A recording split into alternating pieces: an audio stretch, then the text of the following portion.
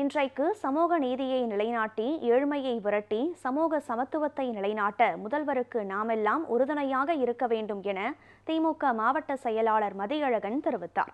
கிருஷ்ணகிரியில் அம்பேத்கரின் 69வது நினைவு நாளை ஒட்டி நலத்திட்டம் வழங்கும் நிகழ்ச்சி நடைபெற்றது. இந்த நிகழ்ச்சியில் மாவட்ட ஆட்சியர் தினேஷ்குமார், பர்கூர் சட்டமன்ற உறுப்பினர் மதியழகன், ஓசூர் சட்டமன்ற உறுப்பினர் பிரகாஷ் ஆகியோர் கலந்து கொண்டனர்.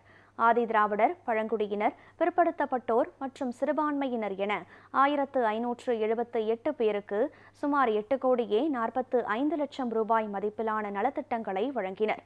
இதில் வீட்டுமனை பட்டா வன்கொடுமையால் பாதிக்கப்பட்டவர்களுக்கு அரசு பணியாணை, தையல் இயந்திரம், பழங்குடியினர் நலவாரிய அட்டை, தொழில் தொடங்க கடனுதவி உள்ளிட்டவைகள் வழங்கப்பட்டது.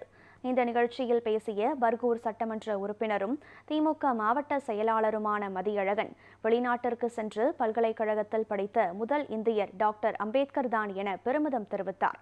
மேலும் இன்றைக்கு சமூக நீதியை நிலைநாட்டி ஏழ்மையை விரட்டி சமூக சமத்துவத்தை நிலைநாட்ட முதல்வருக்கு நாமெல்லாம் உறுதுணையாக இருக்க வேண்டும் என பேசினார்.